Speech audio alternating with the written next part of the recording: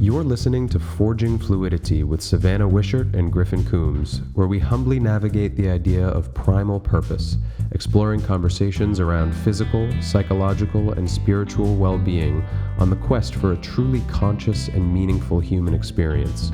I'm Griffin, and my co-host is Savannah. She's a self-love expert and fine art photographer, and she uses life coaching and forest bathing photo sessions to create conscious containers for people to lean into vulnerability and explore their relationship with themselves. And Griffin is a body awareness and breathing expert who uses targeted physical training and stress resilience coaching to help people become more physically capable and emotionally grounded. In the spirit of being more organic and less scripted, I decided not to script out this episode description, but rather just tell you in a normal way what it's going to be about. We took the themes of confidence and competence from the last couple episodes and just let it progress us into the idea of creating something that you think the world needs, and more importantly, what you need yourself. Finding the things that don't exist in the world that you wish existed, and taking it upon yourself to use your own unique skills, leaning into your own individuality and what only you can offer the world to create the thing that you wish existed but doesn't yet exist. So we hope you enjoy this episode. Again, it takes a lot of different turns, but they're always interesting. So without further ado, please enjoy. Welcome back to our listeners. This week's episode of the Forging Fluidity podcast with myself and my co-host Griffin Coombs. Hello, hello. We are talking today a little bit about kind of a continuation from last week where we talked about confidence and competency, and there were just so many rabbit holes that we had wanted to dive down during that conversation. So we're continuing with that today in a kind of different way of looking at how we strive to build our purpose around what we have either needed in our past that we didn't get and would have been helpful in growing and developing, or what we see missing in the world today and creating through something that we see lacking and what we want to create, what we want to see, what we think that the world needs. So instead of looking at what other people need or what they want, we turn the lens inward and kind of ask ourselves, well, what do I want that doesn't seem to exist? And what am I searching for? And then eventually coming around to having a light bulb moment of recognizing that we just might need to create that ourselves. Yeah, and we did it in different lenses or different areas of our lives. I was thinking about martial arts, actually, and you had reflected this idea of creating what it is you need. You'd reflected that back to me when I was just kind of complaining about the lack of quality martial arts training, where I've been spending some time.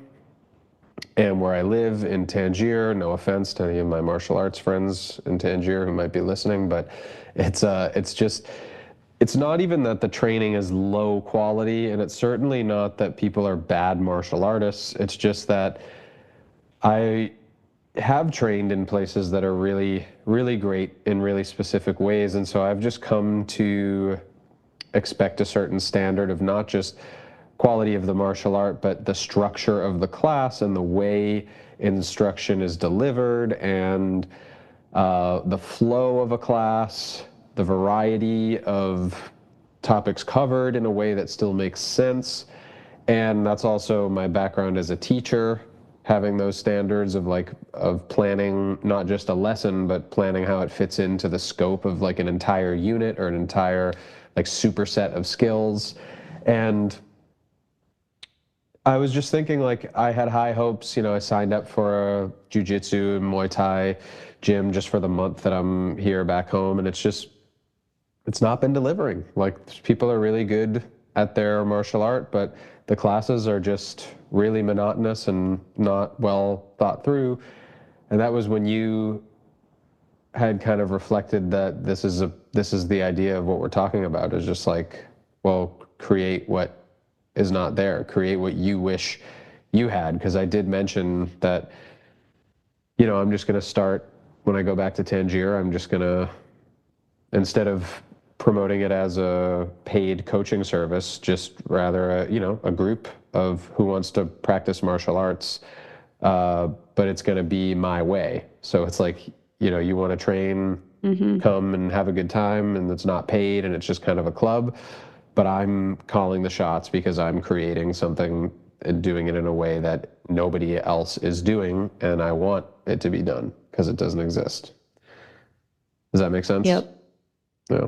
Yep, definitely. And I think of it when you put it that way, like this is how it's going to be done, then you're essentially creating an ethos or a specific cultural standard that if people show up, they have to buy into.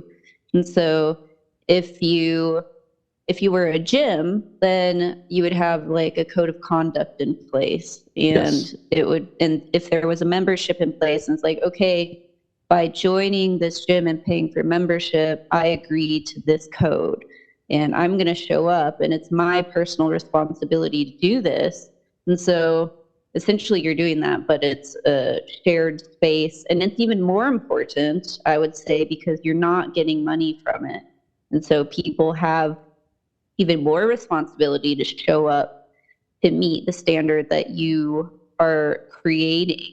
And I really like when gyms do this, or when people do this, or whoever, like communities, is like, this is the standard that we're operating at, and these are the things that you need to do and the person that you need to be in order to show up in this space. And I like when that puts personal responsibility on people, because it invites them to grow. And this was, I feel like I reference CrossFit a lot, but at my first CrossFit gym, there was a very clear code of ethics that you walked in the gym and you had to follow, and you had to show up as. And whenever I've been in CrossFit gyms since that first experience, like, it's not really talked about. It's kind of assumed, or it's just a shrug of the shoulders. And I can't even remember what they all are, but one is leave your ego at the door. And then also, and I don't remember if this was a spoken one or if it was written, but also the idea is like, you don't clean up your equipment until every single person finishes the workout. And up until that point, like, you are cheering them on. And it's a matter of respect, and it's a matter of closure, and having people see you and see the effort, and to honor the hard work that you are putting into something. And that is something that whenever I see people putting stuff away before the workout's done, it annoys me a little bit, but yeah. Yeah. So, well, that because you said that was your first CrossFit gym, right? yeah. Yeah. So when like that just becomes the standard, and that's your reference point. And so I feel like it was similar to me, like the first martial arts gym that I trained at as an adult. I've been doing it since I was a kid. I took a break, high school, college, like messed around. But then out of college, my early 20s, I was like, okay, I really want to get back into training, and I want to try Krav Maga, like Israeli close combat. And I stuck with that for almost a decade at the same gym. And only when I left that gym did I realize what a high standard of instruction and gym ethos and just the way things were done there was. And now it's the same thing. Every other gym, it just doesn't compare. And I'm just like, why don't you do the things that I'm used to? I think it's hard in that way when you don't know how good you have it. And when your first reference point is something of a high standard, you realize you're not going to get it. And it sucks. It's like, I thought I could get this anywhere I go. I've been spoiled, so to speak. But on the other side of it, it's an opportunity. It's like we were granted the gift of being exposed to that, and now we can bring it to the world if we so choose. And so that's kind of what I'm thinking about creating the thing that I feel like is missing.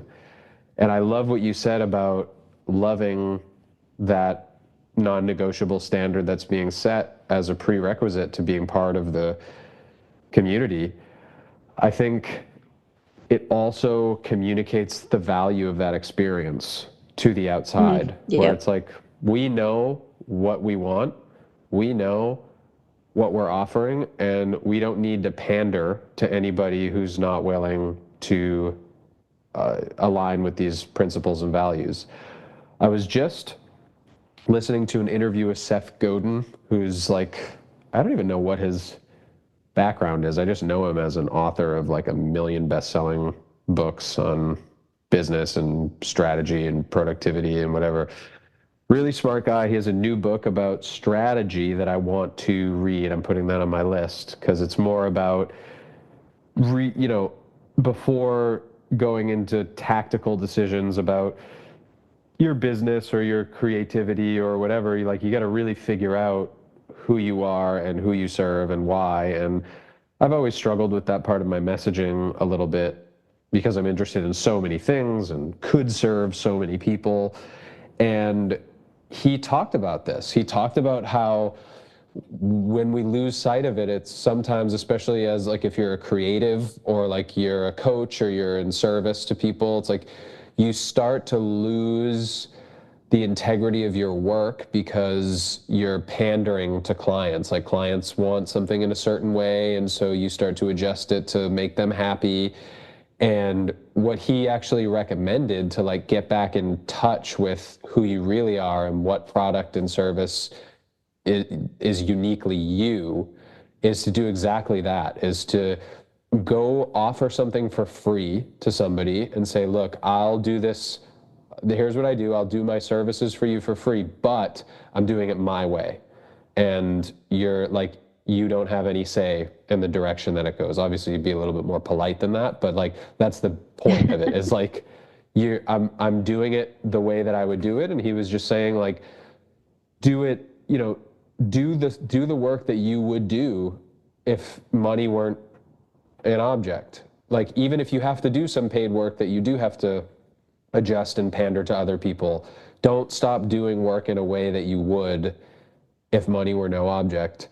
And because that's basically the light that guides you toward the type of work that you should be striving to do, or the type of people you should be serving, is like serve yourself. There's another guy that I've been listening to as well. Is like, market to your former self. What did you need? How did you get to where you are? That's more of like a coaching, teaching thing. But for creatives, it's just like create the work that you would do for free.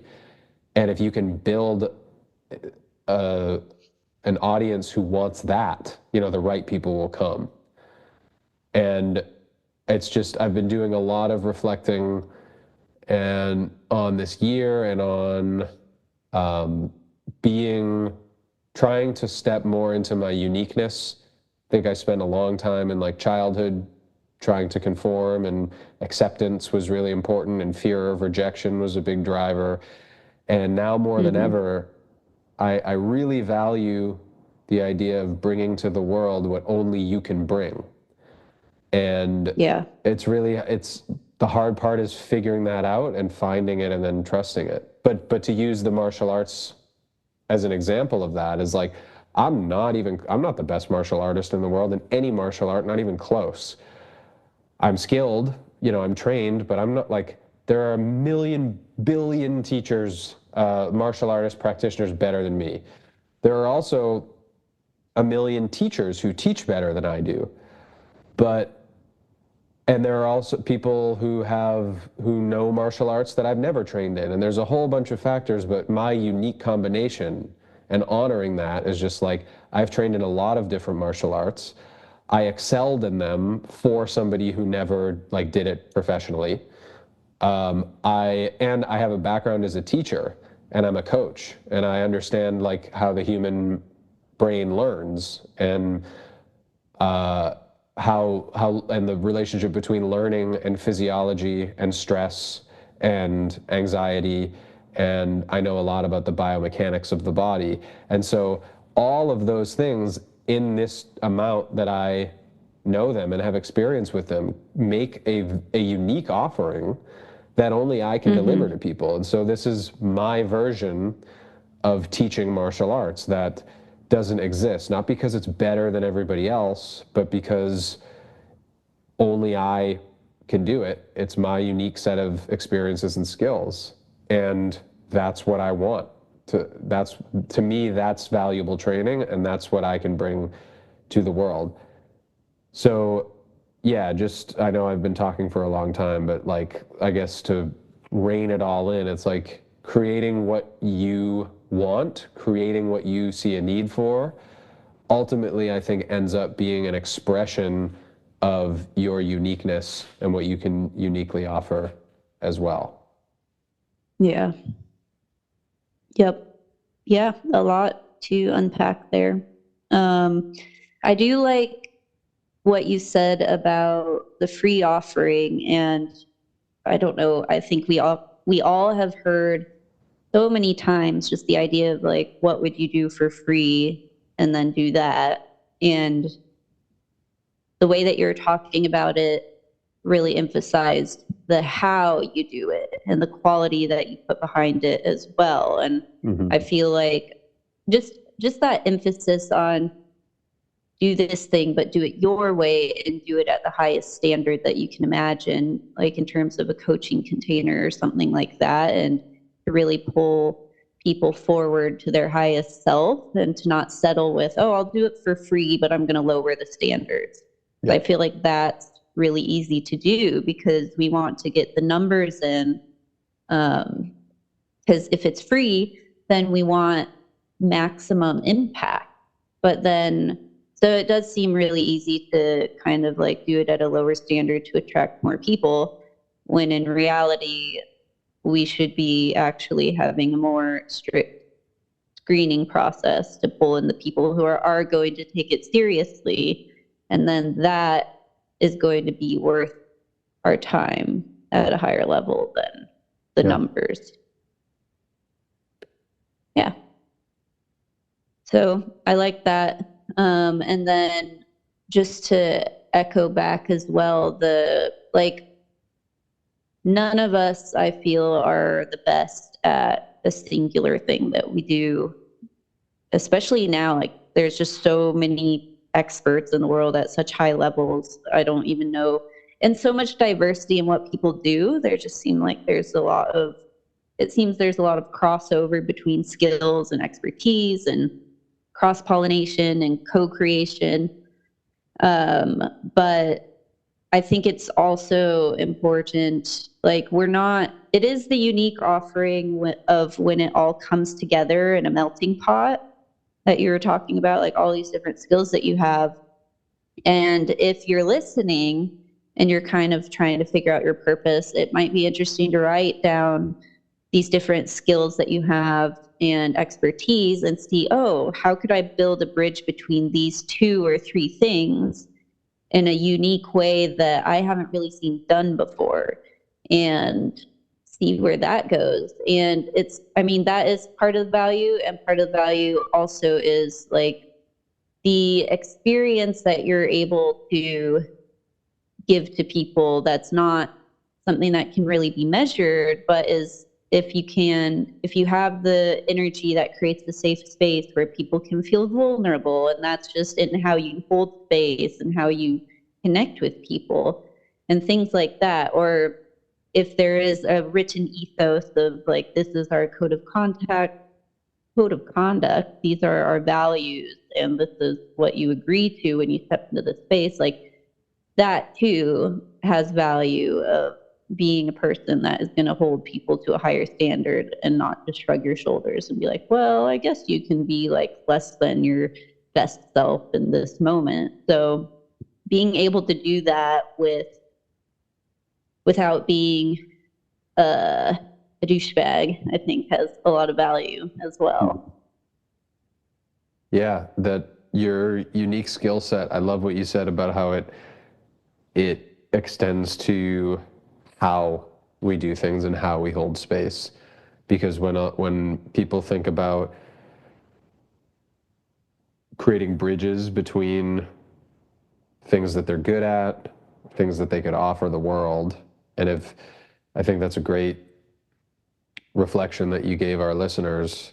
So if you're listening and you're doing that, take what Savannah just said to heart, and don't just think about the skills that you like different concrete things that you could do and try to put them together into the what, but think about the skills that envelop the how as well. So an example, when I was in high school, the two things that I was really good at were music and Spanish. And so I decided that I was going to go to school for music, and my Spanish teacher was like, you could teach music you could major in Spanish too, and you could teach music to Spanish speaking kids. And I was like, no, I just don't want to do that. And I think that way of thinking is like, how can I just stack my skills on top of each other and create this thing? But think of it in this way, is like, you go to school to study music and you keep up your skills in Spanish, and then you become a music teacher who can, you don't have to be a music teacher for Spanish speakers, but imagine how much better that you could connect if you have a group of Spanish speaking students. Or you're a music teacher, but you're able to program music from Spanish speaking countries with more authenticity. And so it doesn't have to be like, you're still a music teacher. You're not, what you do doesn't have to be music stacked on top of Spanish, but you have a unique skill set that allows you to be your own type of music teacher and to teach in a way that people who don't have your Spanish skills can teach. So that's just an example of how your skills don't have to all be the what. Some skills can be the what and others can be the how, and that still makes you a perfectly unique individual that offers something perfectly unique that the world doesn't necessarily have yet. Does that make sense? Yep, that's a great example. And I know that that's something we've talked about before, and I think we've both done a variety of exercises of writing down like our skills and trying to build connections, or just seeing what naturally comes together in a connection that is like, oh, I see this in a unique way. And that, I think too, is like how you see things can be a unique way. So maybe you almost break it down into like how you, like your vision, your skills, and your way of being, and how you can show up and weave those together. Say that again, your vision. Your vision, your skills, and your way of being. And the way of being, I guess that also goes into skills, but I was thinking of if you're really good at authentic listening, or you just like, you have a calm nervous system, and then that gives people the opportunity to step into a space of co-regulation, which, I mean, that is a way of being and it is a skill as well. So there's that crossover. Yep. Another thing that was helpful that could, if you're stuck in reflecting on your own skills and ways of being, you could ask people. I've done like a business course a couple that have encouraged me to ask the people close to me what they see in me as things that I'm gifted at, or skills that I have, because we don't often see ourselves the way the world sees us, and you could be pleasantly surprised at what other people notice most about you. So it's not that you see yourself as a completely different person than others do, hopefully, but it's just what takes the foreground and the background is going to be different based on different people who know you. So that could be really helpful as a way to gather insight. Yep. And we all have blind spots. Awkward. Yeah, we have blind spots for sure, and it can be awkward to just be like, hey, so what do you like about me? What am I good at? But, I mean, it's good for the ego too. Why not? Yeah, it is. And if your ego feels too inflated, you can ask what you are not good at. That's a follow-up. Right, that's true. Keep yourself in check. Yeah. Um, yeah. And I think also just having conversations with people and generally and talking about what you're passionate about and what you love. And I so between our last two episodes I did of competence and confidence, I held a 2-hour workshop that was basically creative writing for mental health, which was going to be the tagline before I refined it because I felt like that would scare people away and think it was a therapy session. But it was in a yoga studio. It was 2 hours. There was a bit of movement, breath work, and visualization with it. And then I gave people prompts to explore like mental health because it's winter in the Pacific Northwest, it's dark. So I wanted to create a space where people could use writing as a tool to get things out of their head and onto paper and create something tangible to work with and have it be outside of their identity. And so they're not drowning in it. And to me, yoga and mindfulness and journaling, it goes all hand in hand together. And so it always, the more that I've been talking about this idea, the more people admit to me that they don't journal. And a lot of the times it's people who they are very mindful in other ways, but this is not a tool that they've really explored. And that surprises me. And so that building of the bridge has been something that I didn't know was really something that was missing in the world because it's something that I've always done. And so that has been my normal.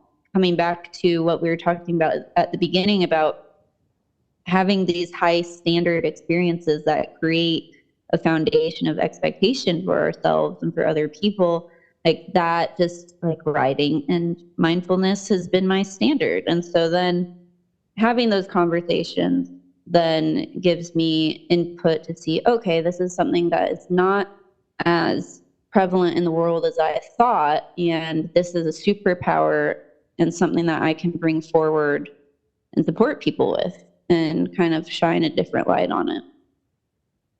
Yes. We've talked before, I think, about how when we are living in a bubble can be, it's still a bubble, even if it's a great bubble.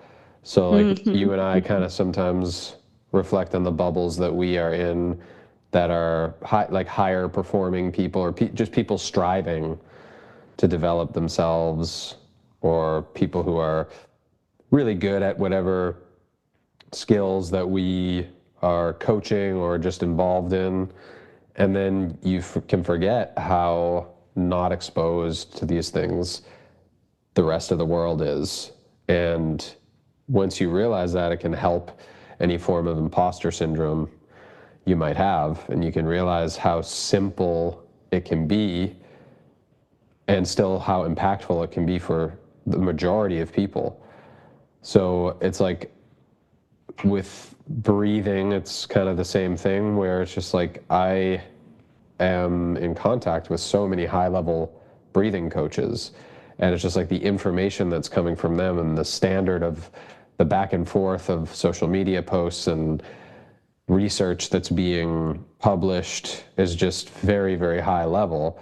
But you come back to earth where the average person who's not in that space, and it's like they didn't realize that the nervous system is so easily agitated and that you can use the breath to control that, stuff that would be so simple.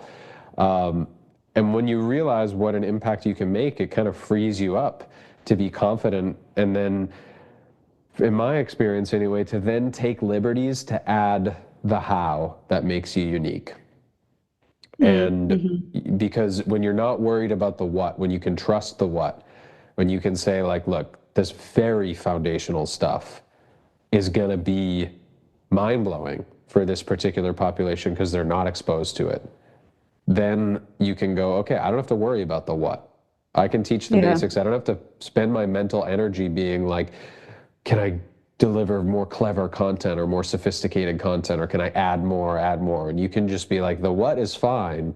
Can I focus on the how and making this a type of experience only I can deliver? That is where magic happens, you know? And it sounds like that was kind of where you ended up going in that writing workshop. Yeah, I think the what was very clear to me. And going into it, we both had workshops coming up that week, and we both were trying to manage our stress. And the past version of myself is still like lingering at the back of my mind, and it's like, oh, you should be really stressed for this because it's a big deal. And then I get a little bit stressed, and then I pull myself back, and I'm like, no, but I know what I'm doing, and being in a stressed headspace is not going to be beneficial because I'll just freeze, I'll trip over my tongue, like I won't know what I'm doing or talking about, and I'll just forget what comes next. And so I've had those experiences before where I just go blank and my brain melts. And even now, I can sometimes I can be in a space where I'm leading and then I just forget what I'm saying. And I can also admit, like, my brain just melted. Let me come back in a moment. And I think bringing in the imperfectness of our humanity to things as well, like it lets us relax into it. And I think that in the past as well, when I didn't have the confidence to match my competence, then I would see that like a verbal stumble maybe reflected that, oh, I'm not actually competent. Yeah. But now I have more confidence in myself. I'm like, I mean, I'm not trained as a public speaker. Like I'm not a professional public speaker. But I'm a human and I'm trying, and that's fine. And I'm not going to be perfect. And like, could more people stumble and like show that you're also not perfect? And yeah. And it just that reminds me that it's important to look at it from I guess again, just looking from the participant's perspective and not just from your perspective as somebody who knows what you're trying to accomplish and has a high standard for yourself. And it's like, look, if I'm participating in a workshop, the facilitator stumbling over their words does not bother me at all. It does not, it doesn't make me think any less of them. It's like, if they keep stumbling to the point where it's a completely incoherent workshop or I feel like my time is being wasted, that's another story. But that's not what's happening with us. It's more of a perfectionism thing. Oh yeah, where, for sure. You know, and it's like that. I had a moment like that as well. Last night I was teaching a breathing workshop at a gym, like a CrossFit-esque, not a CrossFit box technically, but similar setup, similar approach, and you know, all people who are really excited and into fitness and just hadn't been exposed to the breathing stuff at all. And there was a moment where I guess I had the perfectionism. You know, I went to a very high level undergrad program for music education. And so music is very performance based. And so you're doing a lot of activities, and just what was really drilled into me was how important it was to be super clear and concise and quick and efficient with transitions and not give kids time or space to get off track, and to just be, you know, every lesson you teach should just be this magical, like effortless production of just like activity after activity, song after song that just flows. And so that helped me a lot, obviously, because I do have a high standard for the structure of a lesson or a class and how it flows and everything. But it's just like like you said, we're human, and not even the best teacher, coach, presenter that's just not going to happen every time. And so there was a point where, you know, I was trying to memorize my plan for that evening, because it's like, well, you shouldn't be reading from a lesson plan, and it's like, you know, all that stuff. And in reality, like, they don't care. It's about their experience. And if I pause and have to look at the notes app on my phone because I forget where I am, that's about a 3-second delay that no one gives a shit about at all. And I just kind of accepted that. And I was able to tell them last night too, where it was just like, yeah, hang on, just let me check this. And I said, like, I could ramble about this stuff for 3 hours, and it's a 1-hour workshop. So I just wrote it down to make sure I don't get too far off track. So let me see where I am. And it was just like, I'm sure they appreciated the humanity, the transparency, and that. And then we were right back on track. It wasn't like I took half an hour to find what we're doing. So it's really about the me of a couple years ago would have like just tried to figure it out in my head and not shown anybody that I needed to look at a phone to like know where I am. Whereas in reality, like that's me against me. You know, their experience is no worse for me having to look at a phone for 3 seconds. So sometimes we just got to get out of our own head. And again, when we get more competent and confident in ourselves, then we don't see those imperfections as making or breaking us. We just see them as part of just being a human, delivering a service. Yep.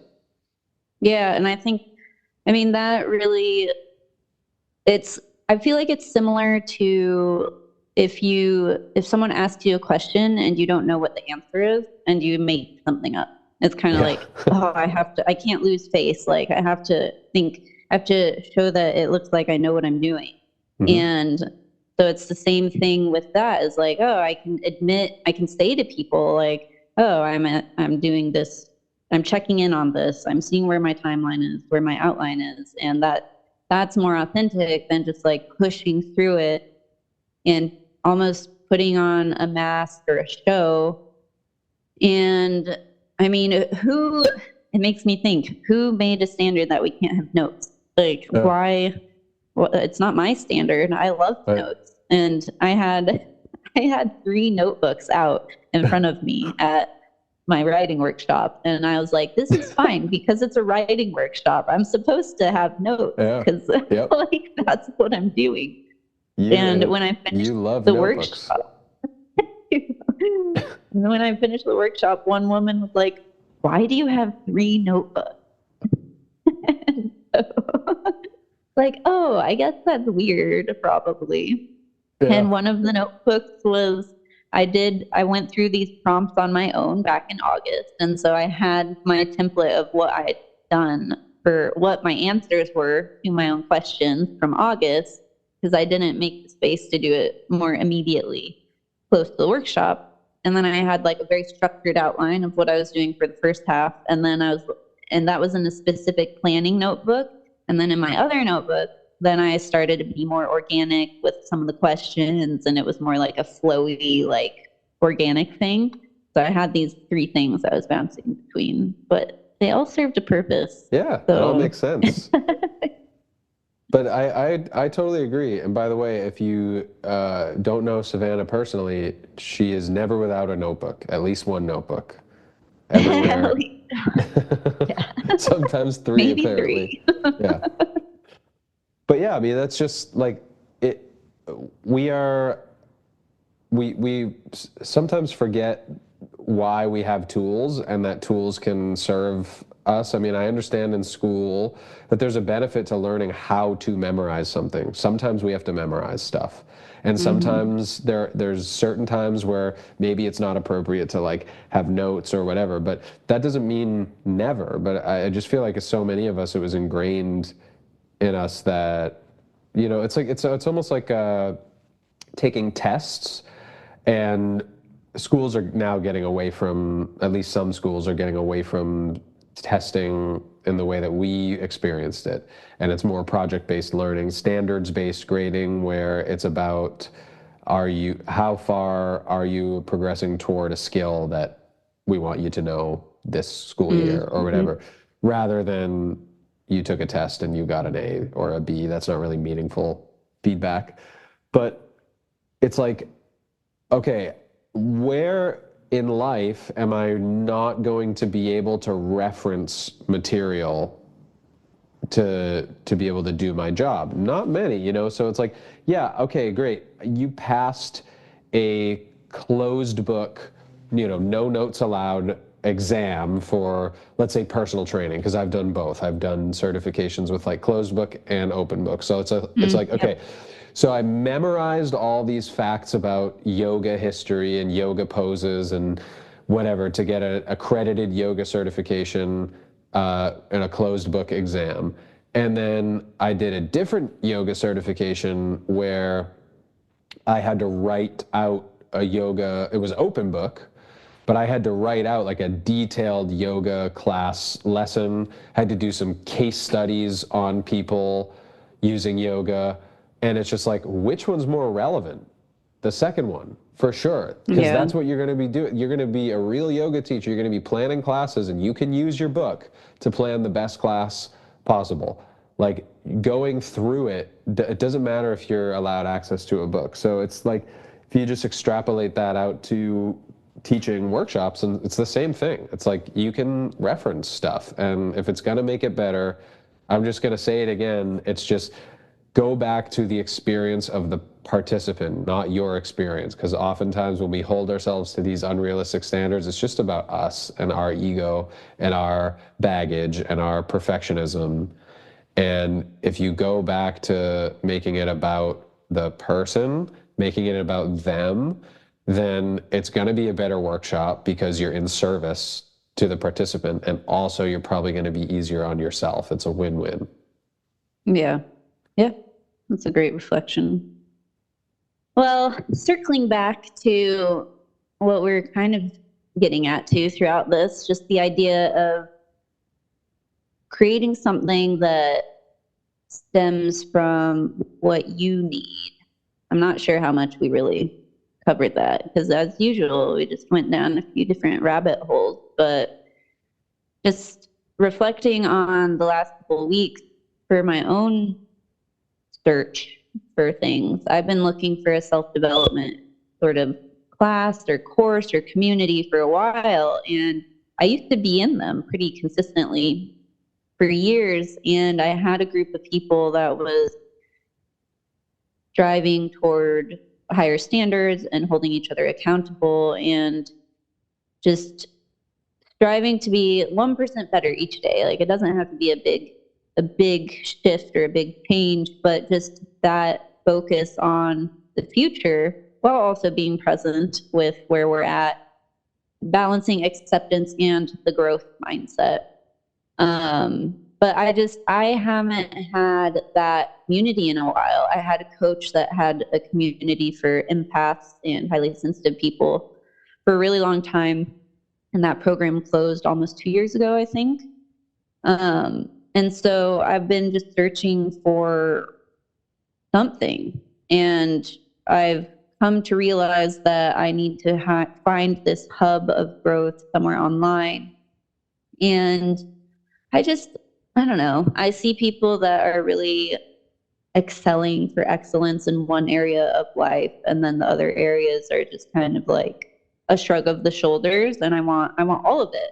I want all of life to be a growth container. And I went to a workshop recently, and it was great. It was about closing out 2024 with a bang. And as with most free workshops, there was a little bit of a sales pitch at the end to join a community. And I joined the community immediately because I was like, this is what I've been asking people to refer me to for so long. And I still feel like I'm leaning in the direction that there's a specific type of community that I still want to create that I'm not seeing out there in the world, with self-development. But for now, it's also the idea, like, as coaches, we still need coaches. And so as I build whatever I feel is missing in the world, I still need to be participating in my own community of growth and have people to call you on your bullshit, and have that person not be a partner, not be the same friend you go to every time you have a problem, and maybe not a therapist or a coach, but just like a group of people striving for more and who are also doing the work and can be role models in that journey. So I do feel like the writing workshop, like bridging writing and mental health and movement, to me, that is something that I'm going to continue to do in different ways, which is very exciting. But I know that there's also something more, and I'm excited to create what I think the world needs based on what I need, because I'm not the only one that probably needs it. And yeah. Yes, brilliant. So take that with you, listeners. You are not the only one who needs what you need. That is something that it seems so simple when you say it like that, but I feel like we're, especially in the world of marketing and creatives and coaches and people trying to figure out their identity of how we serve the world. And it's like, find your niche, find who's the type of person that you're talking to, that you're messaging to, and why not yourself? Why? Because Yeah. right? Why not yourself? Because it almost like, if you think about just marketing to like some archetype, some, impersonal archetype of like active people or people who like hiking or busy professionals or whatever it is, like it almost alienates you even more. You think it like reinforces this subconscious belief that like, well, I'm just different and there's nobody out there who understands me, and there's nobody out there who's had the unique challenges that I've had, who has the problems that I have. And that's just not true. Like, there are people, and those are the people. Like, if you're trying to niche down so that you can find a group of people who feel like seen because you're speaking exactly to them with your messaging, why wouldn't you want it to be people who resonate with your unique set of challenges and interests, rather than just some very specific person you've drummed up and decided that that's who you're going to talk to? Why not talk to yourself? They will feel the energy, they will feel more seen by you, and you will be more fulfilled by it because you're talking to people that you resonate with. I just feel like we're not honoring our individuality enough, and I admire that you are resolving to do that, and I am also. The admiration is mutual. Thank you. And yeah, I feel like, I mean, what is more authentic than just communicating to yourself, from yourself? And I always like to look through the lens as well of like the future self and our ideal self. And is this something that is aligned with myself in the future, and being a building block to create that version of myself so that I get there sooner rather than later. I like that, building block. Like a Lego. Like a Lego. I am a Lego. I am but one Lego in the structure that is my whole life.